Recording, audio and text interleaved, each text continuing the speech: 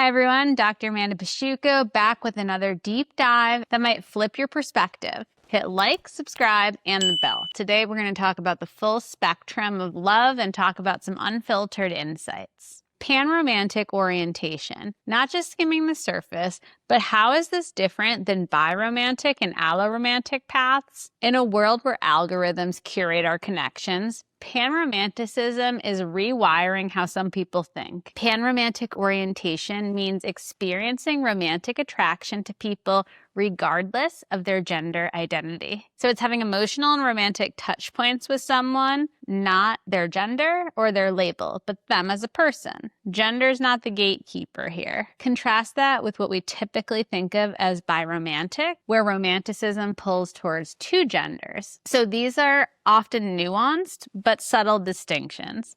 The concept is that if we let our brains think about these things, what do we learn about our sense of self? Are we learning that we're more fluid? Let's lean into the research. The Journal of Bisexuality in 2021, research identified that 80 pan-identified individuals, including 15 who claimed panromantic labels. Panromantic folks often see their orientation as an evolution beyond biromantic, emphasizing total gender irrelevance, like attraction to hearts, not parts, as one participant put it. They're strategically toggling between pan and bi labels. Pan for their actual personal truth, but they use bi for everyday explanations to avoid confusion. Qualitatively, this group positioned themselves as enlightened through self-education on gender spectrums, often via online platforms, highlighting how panromanticism thrives in knowledge-rich environments. If we dive deeper, let's make some assumptions. Let's consider that the asexual community is a natural lab for romantic orientation, since sex is decoupled from romance. The sex desire and romance desire is separate in these people. So,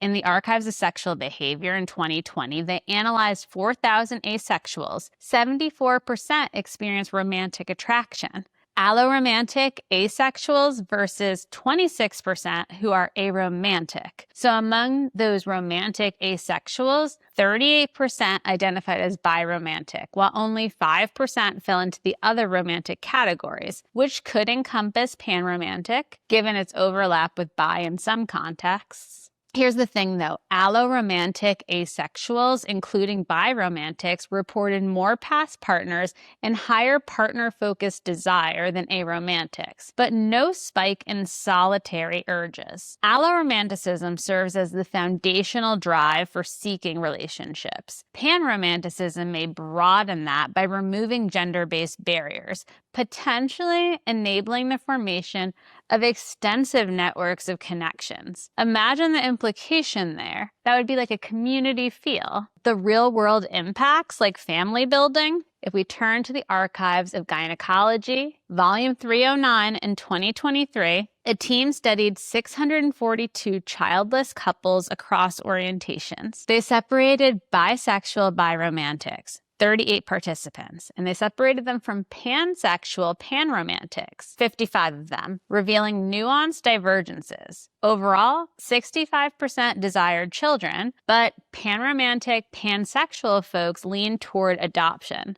30% more than biromantic bisexual had a lower preference noted, while heterosexual heteromantics favored biological kids at 94%. All group prioritize emotional stability, but the non-hetero orientations, including pan and bi, rated fears of societal backlash higher. They thought about navigating gender norms while also parenting. Panromantic people are creatively innovating families like co-parenting that collectively defies the binary expectations. So, these things, like panromantic concepts, can bend our ideas about what roles there actually are. Think about it. As we head towards 2030, with virtual reality blurring lines, panromantic wiring could be a key to evolve something else completely different. Does this resonate? Leave a comment below if you've ever heard of this. Of course, challenges lurk. Panromantic invisibility leads to erasure.